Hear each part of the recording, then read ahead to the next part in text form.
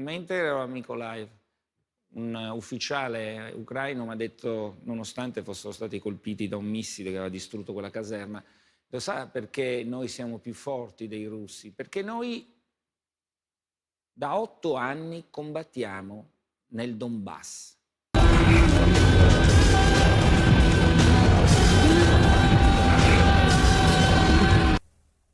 In qualche modo rivendicare la propria indipendenza, la propria struttura nazionale, attaccando gli altri. Nella storia li abbiamo conosciuti questi focolai di nazionalismo così esaltato, per non andare troppo lontano, erano i nazisti tedeschi, che si sentivano più tedeschi se ammazzavano gli ebrei. Questo è il concetto della nuova ideologia che è stata fondata in Ucraina in questi 20 anni. Sottolineiamo, 20 anni che hanno portato il paese a quei drammatici eventi che sono avvenuti un anno e mezzo fa. Per un pubblico attento e colto, capace di interpretare gli avvenimenti storici, la rivoluzione di Maidan doveva apparire già di per sé un evento strano.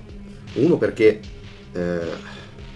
solo una persona poco educata e corta nel pensiero, per non dire un cretino, può credere che un intero popolo di un intero paese come Ucraina può prendere il suo posto sulla piazza, armato con le spranghe, con delle armi da fuoco. Questo è un elemento che noi spesso dimentichiamo. Lì c'era una guerra che andava avanti da 8 anni, che ogni anno eliminava decine e decine di persone, però di cui nessuno poi si interessava più di tanto. Il paese doveva essere sprofondato nell'illegalità, perché se loro avrebbero investito nel cambiamento del potere in Ucraina legale, e lo potevano fare, bastava aspettare le elezioni. Quei 5 miliardi che l'Ashton aveva dichiarato che loro hanno investito nella rivoluzione ucraina, loro tranquillamente potevano investire anche solo 1 miliardo in campagna elettorale di un loro candidato, e in un paese piccolo come Ucraina con 1 miliardo si poteva vincere senza problemi. Però loro hanno preferito la via della rivoluzione perché loro avevano bisogno di creare una situazione di illegalità. Cioè lì c'è un battaglione, il battaglione Azov, che da un lato viene indicato dai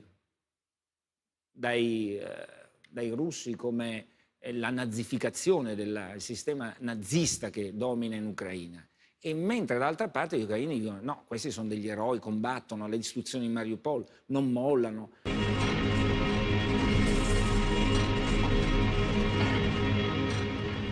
Partecipò anche un numero indefinito di militanti delle organizzazioni neonaziste provenienti da Polonia, insomma non erano neanche ucraini, perché lì bisogna dire che in tutto questo misto di rivoltosi c'erano tante persone che con l'Ucraina non avevano niente a che fare, non parlavano neanche la lingua ucraina. C'erano tanti ragazzi provenienti dalle repubbliche limitrofe dell'ex Unione Sovietica, quindi Lituania, Latvia, Estonia, c'erano i polacchi, c'erano i tedeschi. Così fu soppressa brutalmente prima la antimanifestazione su Maidan. Queste persone hanno dovuto scappare portando via i loro feriti. Ci sono testimonianze, anche video testimonianze, li fermavano fuori città, intere pullman, facevano scendere gli uomini dove li picchiavano brutalmente, li spaccavano le facce con le mazze. Era tutto come nel Medioevo, insomma, come nelle epoche dell'inizio del potere hitleriano.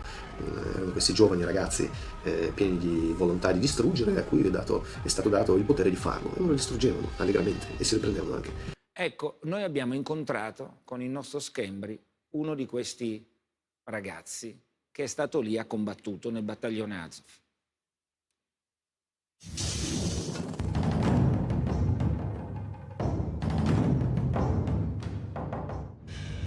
Una runa pagana della SS, e questo è il patch del battaglione Azov. Tu fai parte del battaglione Azov? Facevo parte del battaglione Azov. Io intanto come faccio a crederti? Ti basta questo?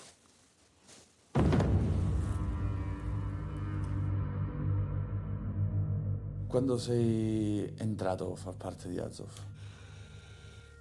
Fine 2014. Fine 2014? Sì. Tu sei di destra? Condividevo un ideale di destra. E in Azov sono tutti di estrema destra? Non è un'estrema destra, è un culto nazista il battaglione Azov. È una milizia paramilitare, giusto? con un ideale politico estremo a servizio dell'Ucraina. E vi hanno addestrati? Sì, certamente. Chi? Addestrare stranieri addestravano noi. Tipo? Tipo, non voglio rispondere, tipo. Perché che può succedere? Ma non è che può succedere, ma non c'è bisogno che te lo dico io. Gli istruttori più gettonati sono gli istruttori inglesi. E sono presenti, ma questo è stato detto, ridetto, riscritto 100 milioni di volte. Molti inglesi sono presenti, inglesi, canadesi, americani.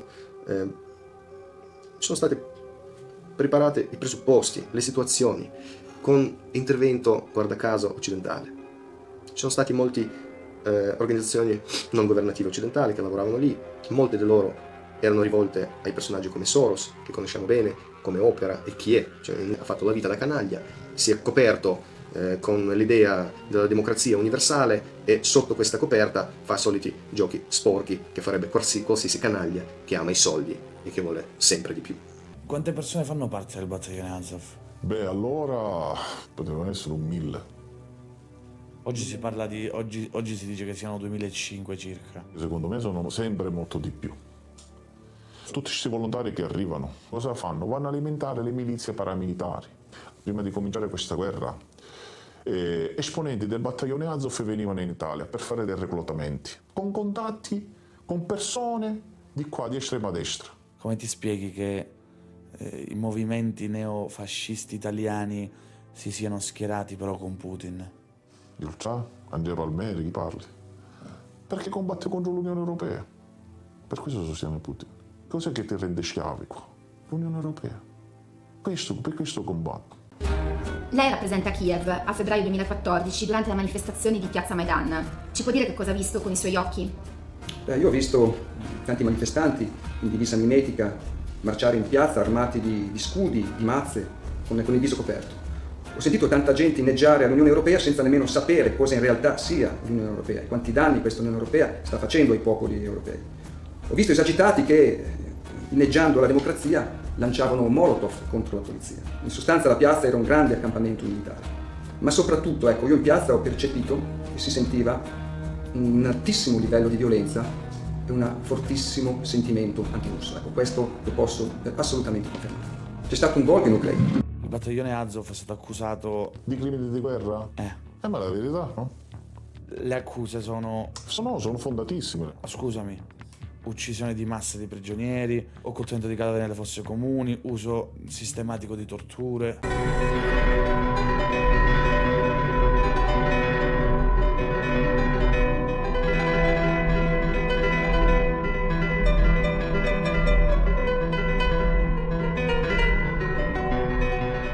Мы здесь вот восстанавливаем теперь эту школу после вот этой бомбежки. Кто обстреливал? Украинцы. С украинской стороны. С украинской стороны все снаряды летели. Смотрите, детский центр, больница, дома, одна школа, вторая, там садик. Инфраструктура. Инфраструктура Конечно. полностью мирная. Нет никаких здесь ни военных объектов. Здесь было красиво все. Что это такое? Так что рассказывайте у себя на родине, что здесь происходит на самом деле. Это хорошо, что детей не было в школе на тот момент. А если были бы дети? Я из Донецка. Это ваши? Мои работы, да, я художник. Поэтому вот видите, все, что есть у нас в Донецке, это вот я рисую мои родные края, наших собак. Это работы, которые посвящены моему городу, военные работы. Мы все очень пострадали, потому что у всех нас есть погибшие друзья, родственники, у всех есть пострадавшие. Кто вас бомбит? Ну, то, что наблюдаем мы считаем, что нас бомбит украинская армия, на это указывают траектории прилета снарядов. Было, конечно, очень страшно. Мы прошлым летом вообще, можно сказать, не выходили из дома. Прошлое лето было очень страшное. И зимой то же самое, когда просто вот бомбят. У них там, они всю зиму прожили там без света, без воды, без газа. Ну, это тяжело на это смотреть. Тяжелая ситуация с лекарствами. Сюда блокада. Со стороны Украины блокада лекарств. Со стороны России сильнодействующие лекарства не пропускают. Но никто не знает, как это будет происходить, что еще, кто еще сюда придет, почему придет. Люди, которые попадают в плен к Азову, к каким-то батальонам, очень издеваются над девочками, над женщинами. Могут порезать органы, порезать животы и туда справлять свою мужскую нужду. Справляют мужскую нужду оральным сексом, вплоть до того, что девочки захлебываются. начали выходить со своих укрепτочек. И так получилось, что снайпер обошел позицию моего отца, мой отец был пулеметчиком, и сбоку выстрелил в висок, и при этом mой отец упал. Tu eri lì in quel periodo quando si facevano queste cose? Sì, era il periodo che si facevano queste cose. Io non le ho mai viste fare. Sei pentito di essere entrato in Azov? Certamente. Tu perché hai deciso di uscirtene? Che io quando l'ho fatto condividevo quello che ho fatto, perché io credevo in quei valori, no? Ora non ci credo più. Moltissime persone non sanno ancora che cosa è accaduto più di un anno fa a Odessa. Ce lo può raccontare? Ma ad Odessa è stato un massacro di persone che hanno cercato di manifestare insieme contro l'esito di questa fantomatica rivoluzione di Maidan.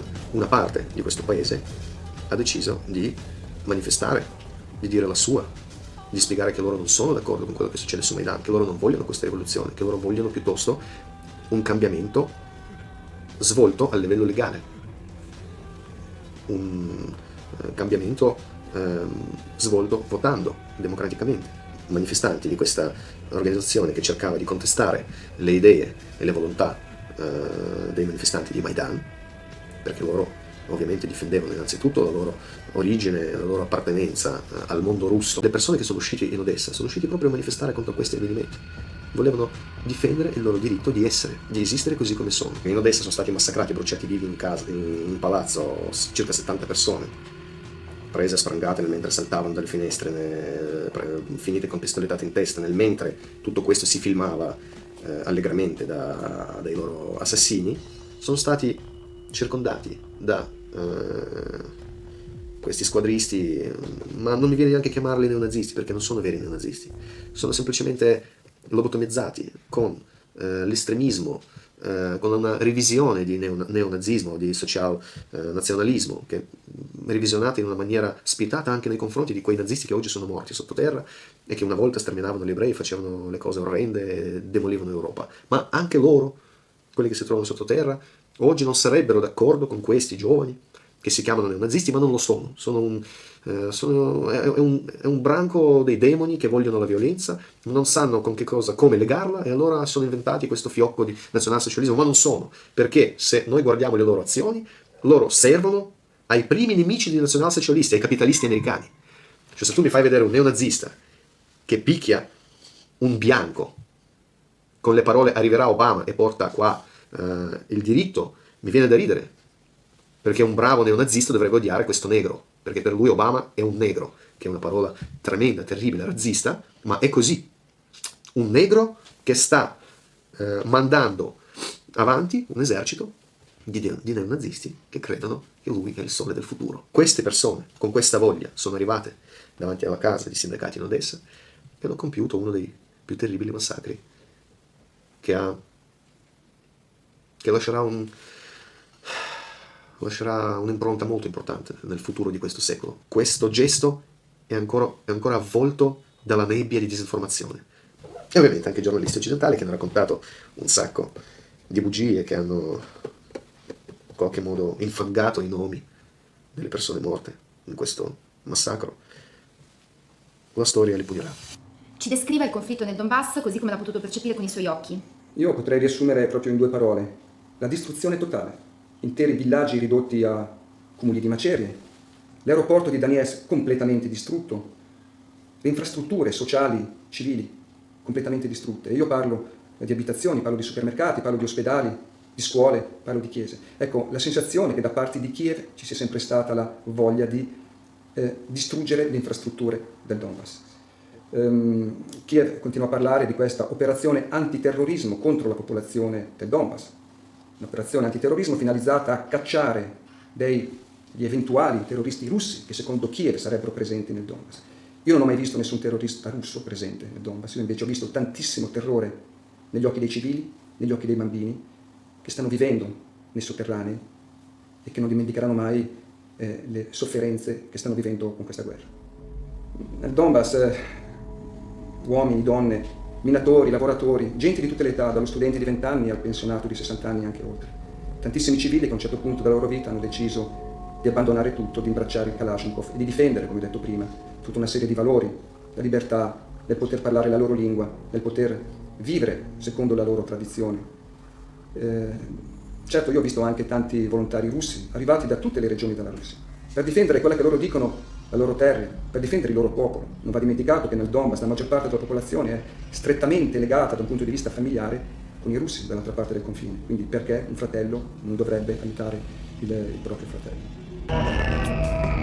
Quello che io ho visto nel Donbass è prettamente una guerra contro i civili. Io sono stato sulla prima linea, anche a Pergio, ma ho parlato con i combattenti filorussi. Loro stessi denunciavano il fatto di essere attaccati molto meno in quanto miliziani, in quanto milizie, in quanto militari armati, di quanto fosse attaccata la popolazione, di quanto i tiri dell'artiglieria o spesso le incursioni aeree passassero le linee militari cosiddette e colpissero gli obiettivi civili. Ma ripeto, questo era evidente dalla sistematicità in cui questi obiettivi sono colpiti.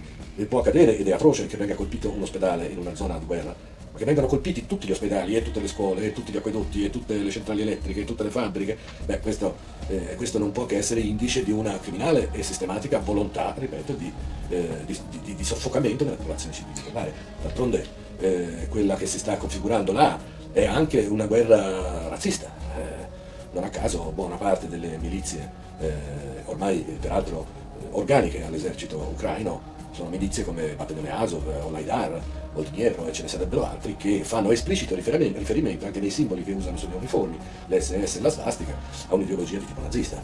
E questi volontari, i battaglioni cosacchi, il battaglione fantasma, che è un battaglione internazionale, chi combatte nel Donbass si ritrova a combattere come nella seconda guerra mondiale i nazisti che avanzano in quell'area. Ho fatto prima riferimenti specifici ai battaglioni nazisti che ci sono, perché poi l'esercito ucraino è un esercito in realtà, non dico allo sbando, ma quasi. In Ucraina ci sono dei drammi sugli arruolamenti, le persone, i giovani non vogliono partire per il fronte, perché molti sanno che vanno a sparare spesso contro i loro parenti, nel senso stretto del termine, non soltanto quello diciamo dell'Ucraina, ecco, della nazionalità.